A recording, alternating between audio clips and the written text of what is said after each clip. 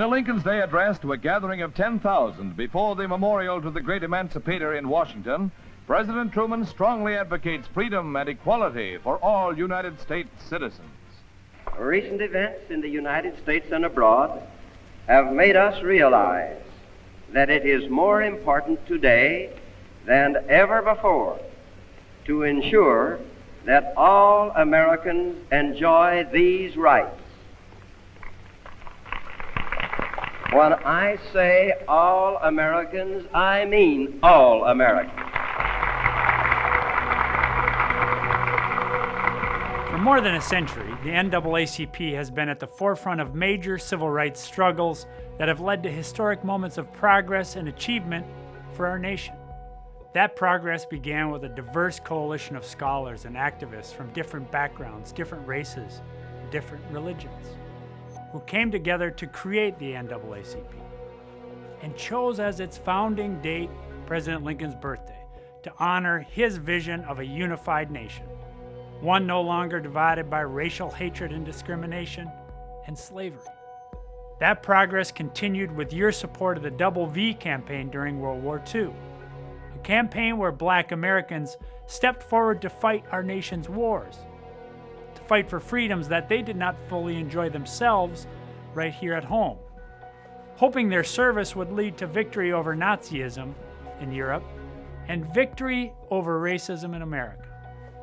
And thanks to the relentless efforts of the NAACP, President Truman signed Executive Order 9981, which desegregated the armed forces and ordered equal treatment and opportunity for all who serve in uniform, regardless of the color of their skin. You have a lot to be proud of. Now, it's worth remembering that this past Wednesday marked the 75th anniversary of the signing of the executive order that integrated the United States military. But that order was about a great deal more than integrating the military and changing who gets to fight. It was about changing who and what America fights for. A year prior to signing that order, President Truman became the first president to ever speak to the NAACP, and he used his voice to defend civil rights, to challenge discrimination, and to make clear that the nation had an obligation to destroy the barriers that hinder people from enjoying the freedoms and rights for which they so valiantly fought. Here's what he said. It is my deep conviction that we have reached a turning point in the long history of our country's efforts to guarantee a freedom and equality to all our citizens. Recent events in the United States and abroad have made us realize that it is more important today than ever before to ensure that all Americans enjoy these rights. He went on to say, our immediate task is to remove the last remnants of the barriers which stand between millions of our citizens and their birthright. There is no justifiable reason for discrimination because of ancestry, or religion, or race, or color. So the signing of that order didn't heal our country's long scar born of systemic racism, but it marked an inflection point in our history. It was a sign of progress that honored the contribution of Black vets who fought in every war in our country's history, and progress toward ensuring that our institutions lived up to the ideals and promise of our nation's Constitution. President Biden has said that our country's most sacred obligation is to prepare and equip the troops we send into harm's way, and then to care for them and their families when they return home. It's the promise that our country makes to everyone who signs up to serve the military. If you fight for us, we'll fight for you. If you serve us, we'll serve you. If you care for us, then we'll care for you. We're fighting to fulfill that obligation and keep that promise in so many ways. You know, the thing is, we haven't always done that well enough for our Black vets, not as a nation and not as an agency here at the Department of Veterans Affairs. But we're changing that. We're working to ensure that every vet equitably receives the world-class health care and benefits they've earned and so richly deserve.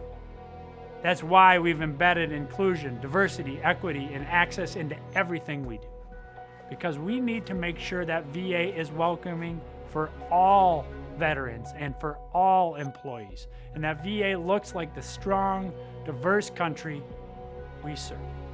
That's why 2 weeks ago, aided by President Biden's executive order on advancing racial equity through the federal government, I announced the establishment of the Agency Equity Team, whose first order of business will be to identify disparities in grant rates to Black vets, as well as vets of color and historically underserved veterans, and then eliminate those disparities.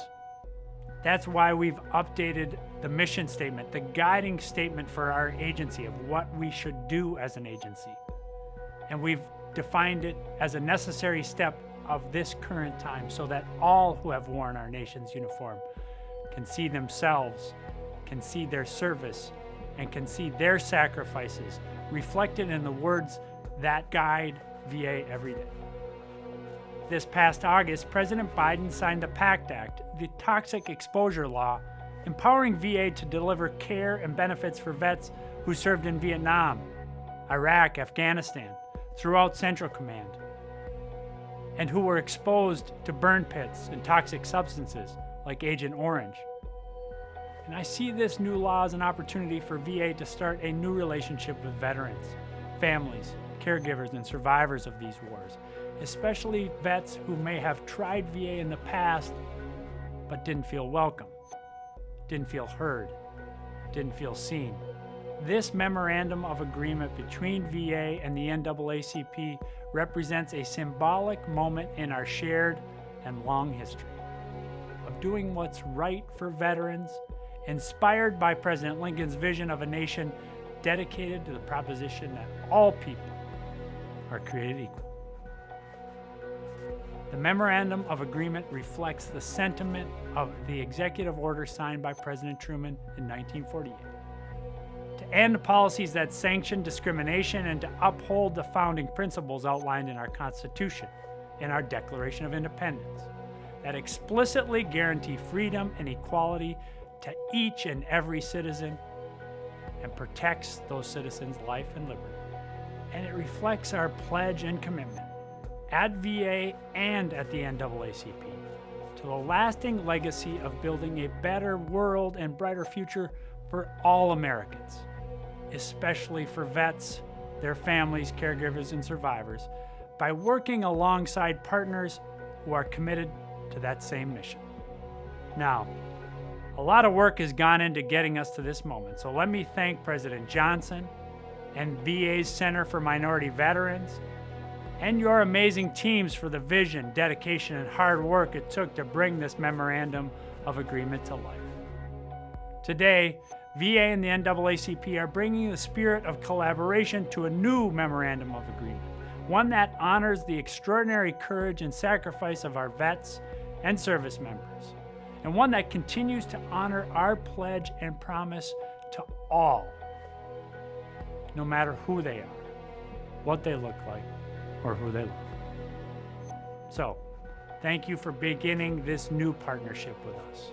And I look forward to the work that we will do together, the success that we will generate together in the years ahead.